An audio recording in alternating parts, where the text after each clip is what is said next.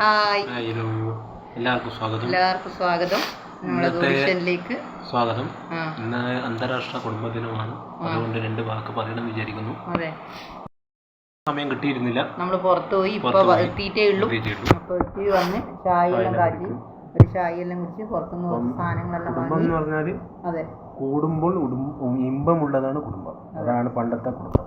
അതായത് അച്ഛനും അമ്മയും എല്ലാവരും ഉള്ളതല്ലേ. അതെ, സഹോദരങ്ങളും സഹോദരന്മാരും. എനിക്ക് സഹോദരന്മാരില്ല, എന്നാലും ഞാൻ 2 വാക്ക് എനിക്ക് പറയാനുള്ള ഉദ്ദേശം അതാണ്. അതായത് നന്നായി, അതാണ് ഇന്നത്തെ വാക്ക്. അതെ, എന്നാലും അച്ഛൻ്റെ ആൾക്കാരും അമ്മേൻ്റെ ആൾക്കാരും കുടുംബങ്ങളും എനിക്ക് ആവശ്യമില്ല, എൻ്റെ ഇടപെടേണ്ട ആവശ്യമില്ല. അത്രയൊന്നും എനിക്ക് പറയാനുള്ളത്. കുറേ അനുഭവിച്ചു കഴിഞ്ഞു, അതുകൊണ്ട് നമുക്ക് ഇനി ആവശ്യമില്ല. ബാക്കിയെല്ലാം ഭാര്യ പറഞ്ഞോളൂ. പിന്നെ എൻ്റെന്ന് വെച്ചാൽ എനിക്ക് ഞാൻ പറയാൻ ആഗ്രഹിക്കുന്നില്ല, എന്ന് വെച്ചാൽ ആഗ്രഹിക്കാത്തൊരു കാര്യമായിരുന്നു. 10-12 വർഷം ആയി ഞാൻ എൻ്റെ സഹോദരിമാരുമായിട്ടുള്ള ബന്ധങ്ങളില്ലാത്തത്. എന്തുകൊണ്ടാണെന്ന് വെച്ചാൽ ഞാൻ നാട്ടിൽ സെറ്റിലായ സമയത്ത് എനിക്ക് അവകാശപ്പെട്ടതിന് ഞാൻ ചോദിച്ചായിരുന്നു. അനിയത്തിനെ പോലെ തന്നെ എനിക്കും അവകാശമുണ്ടല്ലോ. അപ്പം ഞാൻ നയിക്കുന്ന സമയത്ത്, ജോലിയെടുക്കുന്ന സമയത്ത് അമ്മ വെറും ഒരു പ്രസവിച്ചിട്ട് നാട്ടിൽ കൊണ്ടുപോയി ആക്കിയതായിരുന്നു. അച്ഛനും അമ്മയും പുറത്തായിരുന്നു. അപ്പം പിന്നെ ജോലിക്ക് പോയ സമയത്ത് ഇളയമ്മയായിരുന്നു നോക്കിയത്. ഇളയമ്മ അമ്മേനെക്കാട്ടിയും കൂടുതൽ എനിക്ക് വലുതായിരുന്നു. എല്ലാ ഇളയമ്മയായിരുന്നു ചെയ്തത്. അപ്പം ഞാൻ നയിക്കുന്ന സമയത്ത് ഇളയമ്മ പറഞ്ഞു, നീ എല്ലാ പൈസ ആയാലും എല്ലാം അവർ വാങ്ങിയെടുക്കുകയും ചെയ്യും. ഞാൻ നയിക്കുന്ന പൈസ ഇവിടെ ഉള്ളത് നിനക്കും നിൻ്റെ അനിയത്തിമാർക്കും. അവർക്ക് മക്കളില്ല, അവർ കല്യാണം കഴിച്ചിന്, പക്ഷേ മക്കളില്ല. കല്യാണം കഴിക്കുമ്പോൾ പറഞ്ഞു, നീയും നിൻ്റെ അനിയത്തിയാണ് എനിക്ക് മക്കൾ.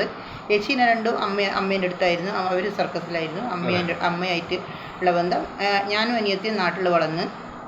അപ്പം എല്ലാ കാര്യവും ഇളയമ്മ പറയുന്നതിൻ്റെ അപ്പുറം ഇപ്പുറം പോക്കില്ല. അപ്പോൾ എനിക്കും അനിയത്തിക്കൊന്നുള്ള എല്ലാ സ്വത്തിൻ്റെ. അപ്പോൾ നമുക്കന്ന് അറിയൊന്നുമില്ല ഈ സ്വത്ത് എന്താ എന്ന് വെച്ചാൽ. കുട്ടിക്കാലം സ്വത്തിന് വേണ്ടി മാമനും അമ്മാമനും അമ്മമ്മയും അടി കഴിയുന്ന കാണാം. അപ്പോൾ ആ സ്വത്തോടൊന്നും വലിയൊരു ഇതില്ലാത്ത, അറിയില്ല സ്വത്ത് എന്നാന്നൊന്നും അറിയില്ല. അപ്പോൾ അതിനോടൊന്നും അപ്പം നാട്ടിലിപ്പം വന്ന് ഞാൻ 15ാമത്തെ വർഷം. അപ്പം വന്നതിന് ശേഷം നമുക്ക് ബുദ്ധിമുട്ടായതിന് ശേഷം നമ്മൾ വന്നതിന് ശേഷം നമുക്ക് കാർഡില്ലായിരുന്നു. കാർഡിൽ നിന്നെല്ലാം പേര് കുത്തിയായിരുന്നു. അപ്പം കാർഡിന് വേണ്ടി നമ്മൾ ചോദിച്ച ഒരുപാട് പ്രശ്നങ്ങളും കാര്യങ്ങളെല്ലാം ആയി. സ്വത്തിന് ചോദിച്ചതിന് എനിക്ക് പോകാനിടവില്ല. മാമൻ്റെ വീട്ടിൽ നിന്ന്, ചേച്ചീൻ്റെ വീട്ടിൽ നിന്ന്, പിന്നെ വാടകയ്ക്ക് നിന്ന് പിന്നെ സ്വത്തിനെ ചോദിച്ചു. എനിക്ക് അവകാശപ്പെട്ട എനിക്ക് ചോദിക്കാമല്ലോ. എന്ന് വെച്ചാൽ ഒരമ്മക്ക് 4 മക്കളുണ്ടെങ്കിൽ 4 മക്കൾക്കും തുല്യ അവകാശമാണല്ലോ. അതിപ്പം ആര് പറഞ്ഞാലും കേൾക്കൂല. അവർക്ക് അങ്ങനെ അവകാശം, അതേ അവകാശം എനിക്കും ഉണ്ട്.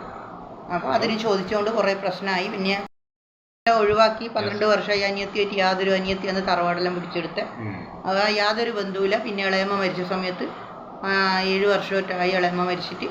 ഇളയമ്മ മരിച്ച സമയത്തൊന്ന് അവിടെ പോയിന്, കയറിന്. പിന്നെ അതിന് ശേഷം അങ്ങോട്ടേക്ക് പോയിട്ടേ ഇല്ല, ആ ഭാഗത്തേക്കേ പോയില്ല തറവാട്ടിൽ. അവരെ നല്ലതും അന്വേഷിക്കല്ല, വടക്കും അന്വേഷിക്കുക. ഞാനായ എൻ്റെ പാടായി. ഞാൻ എന്തെങ്കിലോ കഷ്ടപ്പെട്ട് മുന്നോട്ട് പോകേണ്ട പല രീതിയിൽ. പക്ഷെ പല രീതിയിലും പല ആൾക്കാരൊപ്പരം കൂടിയിട്ട് ഇപ്പം അതെല്ലാം കഴിഞ്ഞ് ഇപ്പം കുറച്ചായിട്ട് ഈ അനിയത്തി എന്ന് പറഞ്ഞിട്ട് കുടുംബങ്ങളെന്നും പറഞ്ഞിട്ട് കുറച്ച് ആൾക്കാരായി ഇങ്ങനെ കമൻറ്റ് വിടുന്നത്. എന്താണെന്നൊന്നും അറിയില്ല, സത്യാവസ്ഥയൊന്നും നമ്മളറിയില്ല. ഇങ്ങനെ ഐഡിയ എന്ന് വന്നിട്ട് പറയാം, നിന്റെ അനിയത്തിയാന്ന് അധികാരമുണ്ട്. ഇത്ര കാലവും കഷ്ടപ്പെടുമ്പോൾ ഈ അധികാരം ഇതെല്ലാം എവിടെ പോയി. അന്ന് ഞാൻ പറഞ്ഞായിരുന്നല്ലോ എൻ്റെ സ്വത്തിന് നിന്നെ പോലെ തന്നെ എനിക്കും അവകാശമുണ്ട്. അന്ന് എവിടെയാണ് പോയി? ഇത്രയും കഷ്ടപ്പെടുന്ന സമയത്തും ഒരു നേരത്തിന് ഭക്ഷണത്തിന് ഇതുവരെ ബുദ്ധിമുട്ടായ സമയത്തും മക്കളെ അച്ഛൻ മരിച്ചിട്ട് ഒരാൾ കയറുകയോ എടുക്കുകയും ചെയ്തില്ല.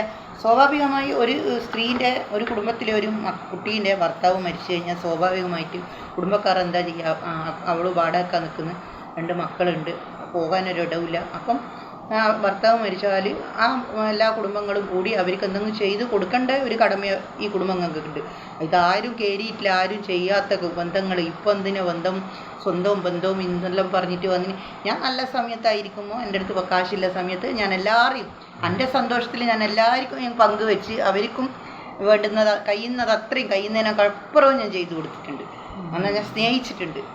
പിന്നെ ഇന്ന് മക്കൾ അന്നെ നോക്കുന്നില്ല എന്ന് വിചാരിച്ചാൽ ആരും പറയേണ്ട ഒരു അവകാശവും മക്കൾക്ക് തന്നെ നമുക്ക് മക്കൾക്ക് വേണ്ടുന്ന എല്ലാ കാര്യങ്ങളും നമ്മൾ ചെയ്തു കൊടുത്തിന്. കഴിയുന്ന കഴിവിനെക്കാട്ടിയും കൂടുതൽ മക്കളെ സ്നേഹിക്കാനും മക്കളെ വേണ്ടുന്നില്ല. ഒരു എങ്ങനെയാ അച്ഛന് ഇല്ല സമയത്ത് എങ്ങനെയാ പോറ്റീന്, അതേ ടൈപ്പ് മരിച്ചതിന് ശേഷവും പോറ്റീന്.